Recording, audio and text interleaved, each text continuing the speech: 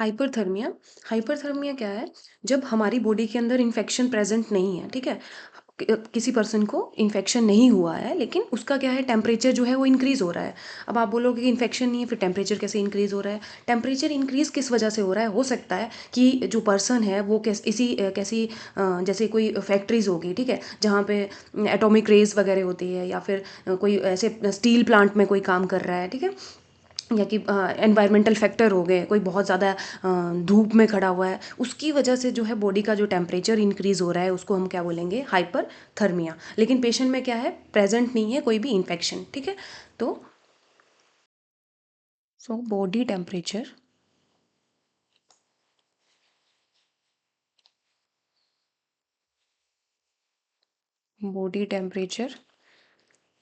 Above normal, normal से ज़्यादा हो जाएगा बॉडी का टेम्परेचर, ठीक है। लेकिन क्या होगा? Infection infection note present. Infection जो है वो प्रेजेंट नहीं होगा, ठीक है। और टेम्परेचर किसकी वजह से इंक्रीज हो सकता है? टेम्परेचर इंक्रीज किसकी वजह से हो सकता है? ड्यू टू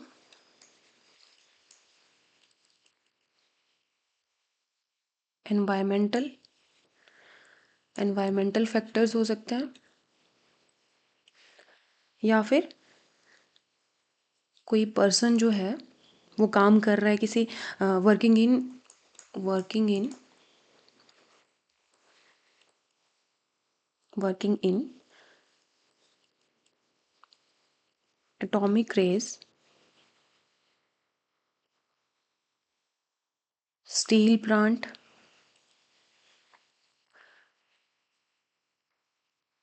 स्टील प्लांट में काम कर रहा है, या फिर हो सकता है किसी पर्सन ने कोकीन यूज़ किया हुआ है, कोकीन की वजह से भी हाइपरथर्मिया देखने को मिलता है।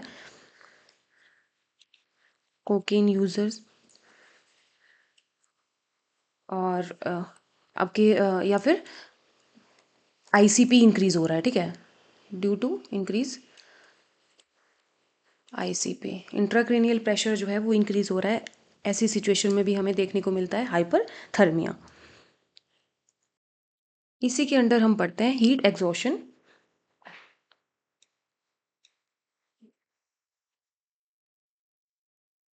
हीट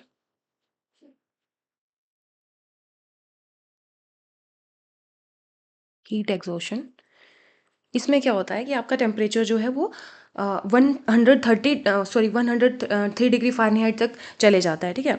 तो हीट एग्जॉशन में जो हमारी बॉडी का जो कोर टेम्परेचर जो है वो अप टू आपको देखने को मिल सकता है, up to 103 degree Fahrenheit. Celsius में हो गया ये 39.4 डिग्री सेल्सियस, ठीक है। तो ये क्या हो गया? Heat exhaustion. इसमें क्या क्या साइन देखने को मिलेंगे आपको?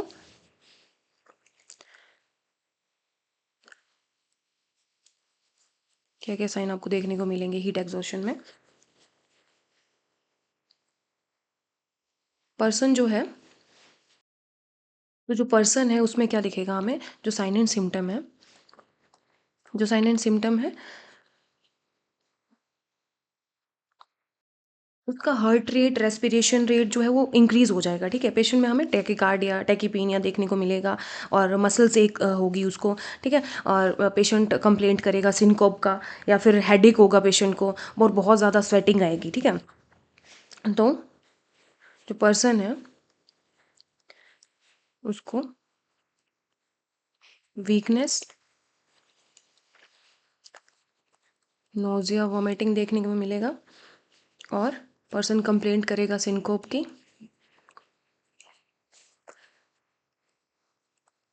हार्ट रेट इंक्रीज हो जाएगा उसका, टैकीकार्डिया,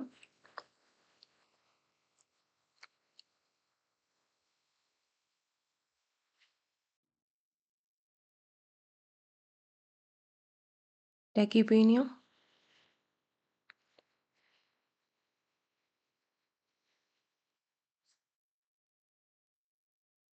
मसल्स एक का कंप्लेंट करेगा पेशेंट,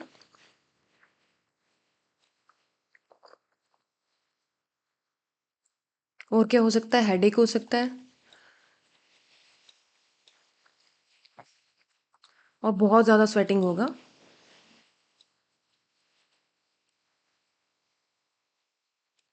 डायफोरेसिस, और दूसरा फ्लश्ड स्किन जो है देखने को मिलेगा, ठीक है। फ्लश्ड स्किन, ये साइन एंड सिम्टम आपको याद रखने हैं, ठीक है। इसमें भी क्वेश्चन आता है कि अगर इस तरह की कंडीशन बन रही है तो पेशेंट को क्या हो सकता है, ठीक है। ऑप्शन में आपके पास फीवर भी बता सकता है, ठीक है। तो आपको पता होना चाहिए कि हाइपरथर्मिया में क्या हो रहा है, ये किस वजह से हो रहा है, ठीक है। जो पर्सन जो है बहुत गर्मी में काम कर रहा है, बहुत हीट वाली जगह काम कर रहा है, या फिर कोकीन ले रहा है, या फिर जिसका आईसीपी बढ़ रहा है, रेज वाली एटॉमिक रेज वाली कंपनी में काम कर रहा है, ठीक है। कोई ऐसी प्लांट में या ऐसी फैक्ट्री में काम कर रहा है जहाँ पे बहुत ज़्यादा हीट है, तो ऐसी कंडीशन में क्या देखने को मिलेगा उसमें? हाइपरथर्मिया। और मैंने क्या बताया कि टेम्परेचर जो है वो नॉर्मल से अबव चले जाएगा, और कहाँ तक जा सकता है? अप टू 103 डिग्री फ़ारेनहाइट उसका टेम्परेचर हमें देखने को मिलेगा। और सिम्टम में पेशेंट जो क्या करेगा, कंप्लेंट करेगा कि उसके बॉडी में पेन हो रहा है, बहुत ज़्यादा स्वेटिंग हो रही है, या फिर उसको वीकनेस हो रही है, मसल एक हो रहा है, टैकीपीनिया हो जाएगा, टैकीकार्डिया हो जाएगा, है ना। जो बेसिक मेटाबॉलिक रेट जो बढ़ेगा तो उसकी वजह से क्या है, ऑक्सीजन की डिमांड बढ़ेगी बॉडी के अंदर, तो वो जल्दी जल्दी पेशेंट क्या करेगा, रेस्पिरेशन लेगा, ठीक है। और उसी के चलते उसकी बॉडी के अंदर जैसे हीट की वजह से जो बॉडी के अंदर जो फ्लूइड का जो वॉल्यूम है वो कम हो रखा है, ठीक है। तो उसकी वजह से क्या हो रहा है, टैकीकार्डिया देखने को मिलेगा, कंपनसेटरी मैकेनिज्म आपको देखने को मिलेगा। नेक्स्ट हम बात करेंगे इसी के अंदर हीट स्ट्रोक।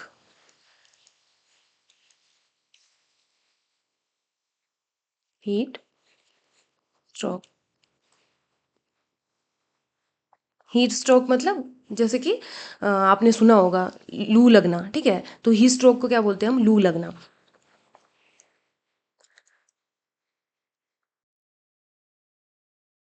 इसमें क्या होता है, जब हमारी बॉडी जो है टेम्परेचर को रेगुलेट नहीं कर पा रही है, ठीक है। ये कब होगा?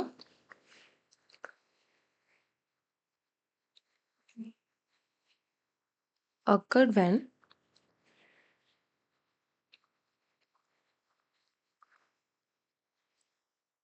temperature regulation fails. हमारी बॉडी जो है वो टेम्परेचर को रेगुलेट नहीं कर पा रही है, ऐसी कंडीशन में क्या हो जाएगा? हीट स्ट्रोक, ठीक है। इसमें भी टेम्परेचर आपका देखने को मिलेगा। हीट स्ट्रोक में जो टेम्परेचर है वो मोर देन 103 डिग्री फ़ारेनहाइट जो है वो चले जाएगा, ठीक है। 39.4 डिग्री सेल्सियस से ऊपर चले जाएगा टेम्परेचर।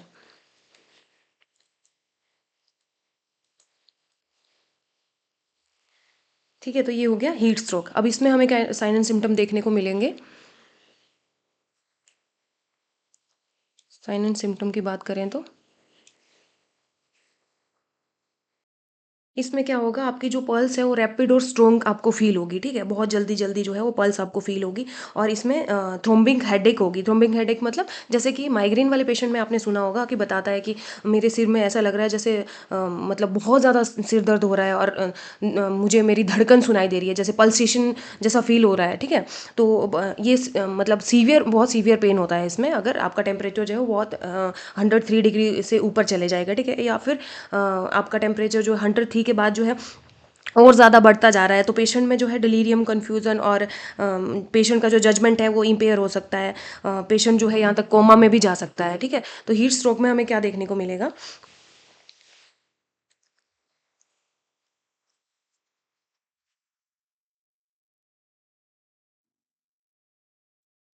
रैपिड स्ट्रोंग पल्स,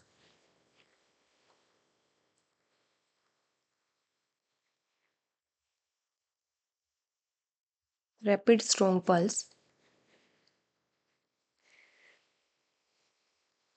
और मैंने बताया आपको थ्रोम्बिंग हेडेक देखने को मिलेगा, जैसे कि माइग्रेन वाले पेशेंट में होता है, ठीक है।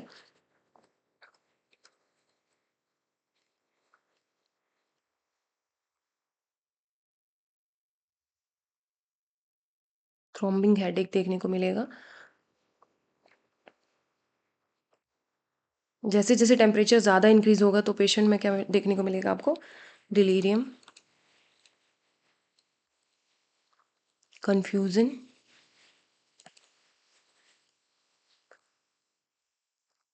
जजमेंट जो है वो इम्पेयर्ड हो जाएगा उसका।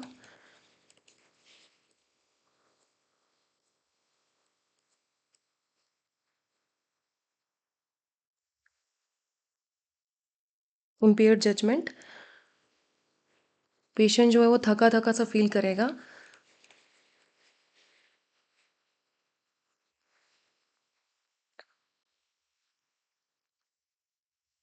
रेड हॉट स्किन देखने को मिलेगी।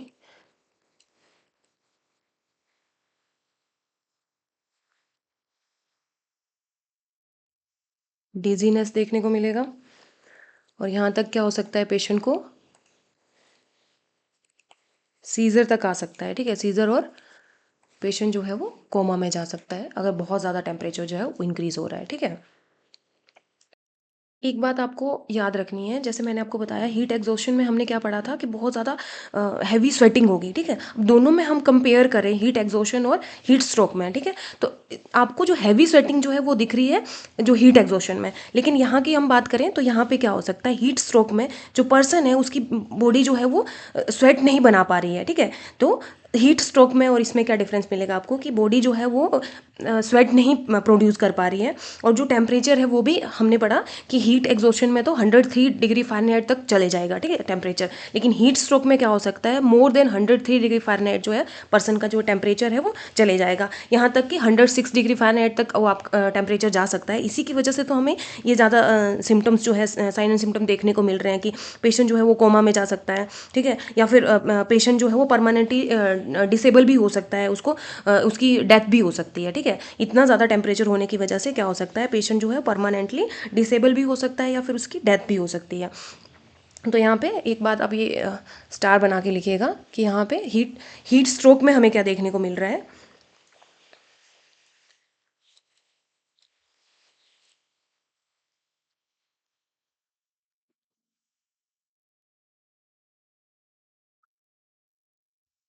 द बॉडी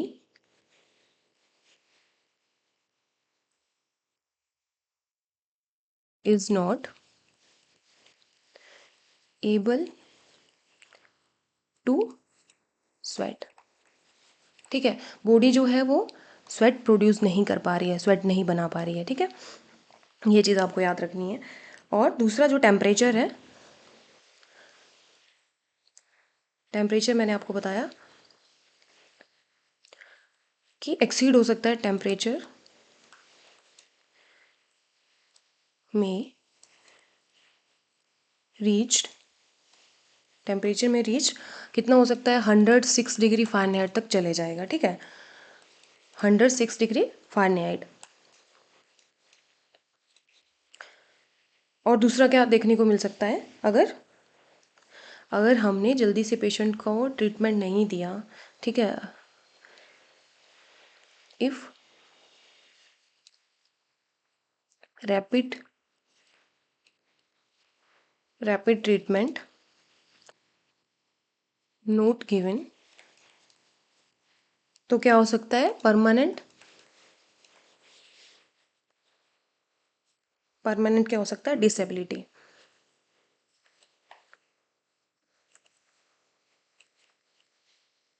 और एंड पेशेंट की क्या हो सकती है, डेथ भी हो सकती है। ठीक है,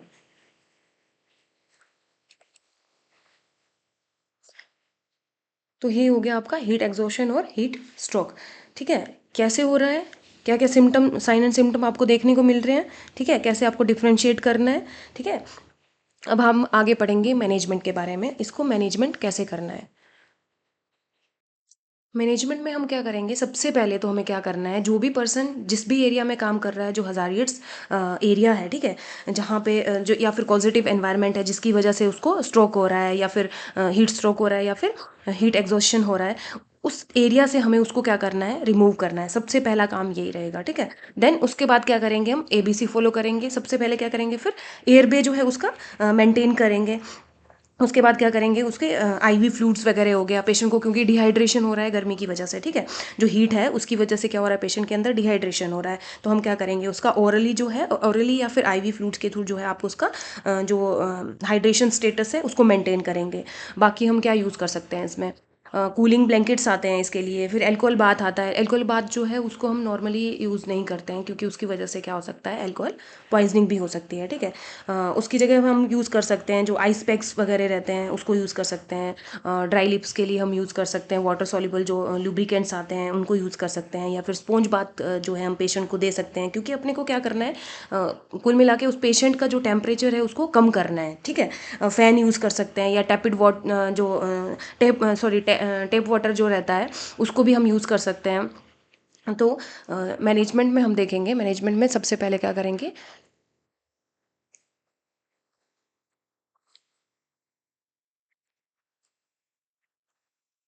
मैनेजमेंट मैनेजमेंट की बात करें तो सबसे पहले क्या करेंगे हम,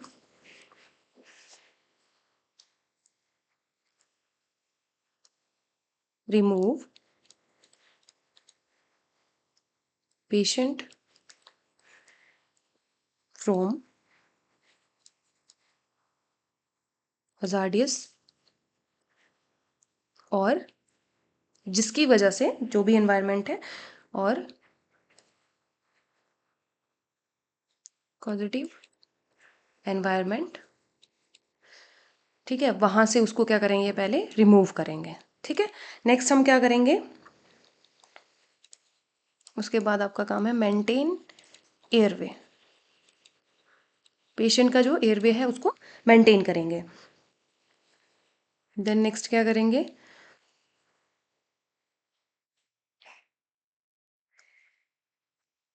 ऑरल और आईवी फ्लूइड जो है वो शुरू करेंगे, ऑरल एंड आईवी फ्लूइड्स, ये किसके लिए कर रहे हैं हम, डिहाइड्रेशन के लिए, ठीक है।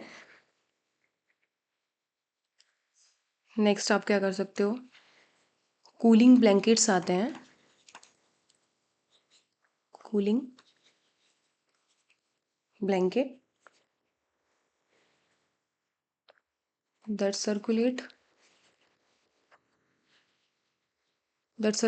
वाटर, ठीक है। तो कुछ कूलिंग ब्लैंकेट्स भी आते हैं जिसको हम यूज़ कर सकते हैं पेशेंट का टेम्परेचर जो है उसको कम करने के लिए, ठीक है। और क्या करेंगे, क्लोथ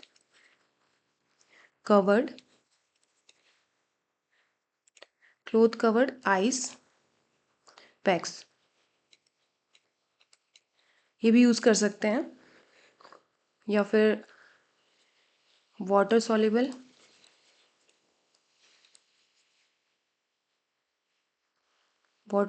ल्यूब्रिकेंट, जो स्किन ड्राई हो रखी है, ठीक है, जैसे लिप्स ड्राई हो रखे हैं तो उसके लिए फॉर लिप्स।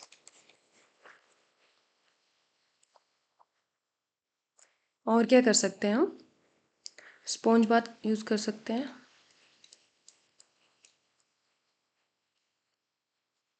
स्पॉन्ज बाथ किसके साथ, विद नॉर्मल टेप वाटर जो रहता है उससे,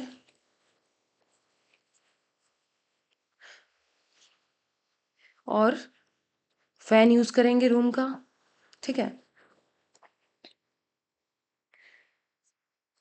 और अल्कोहल बाथ भी यूज़ कर सकते हैं, लेकिन उसको यूज़ नहीं करते हैं, क्योंकि उसकी वजह से क्या हो रहा है, अल्कोहल पॉइजनिंग हो सकती है, तो इसीलिए हम अल्कोहल बाथ को अवॉइड करेंगे, ठीक है। तो ये क्या हो गया इसका मैनेजमेंट। अच्छा, इसमें से क्वेश्चन भी पूछा गया है, जैसे आपका जो स्पॉन्ज बाथ है, ठीक है, ये स्पंज बाथ जो आप बोल रहे हैं, स्पंज बाथ जो है इसमें हम कौन से एरिया में जो है हम स्पंज बाथ नहीं करते हैं, ठीक है। तो आपको याद रखना है, जो चेस्ट वाला एरिया है वहाँ पे हम स्पंज बाथ नहीं करते हैं। और चेस्ट में स्पंज बाथ क्यों नहीं कर रहे हैं, क्योंकि ये क्या कर सकता है, पेशेंट को निमोनिया कॉज कर सकता है, ठीक है। तो बाकी एरिया में तो है हमें स्पंज बाथ करना है, लेकिन खाली जो आपका चेस्ट वाला एरिया है वहाँ पे हम स्पंज बाथ यूज़ नहीं करेंगे।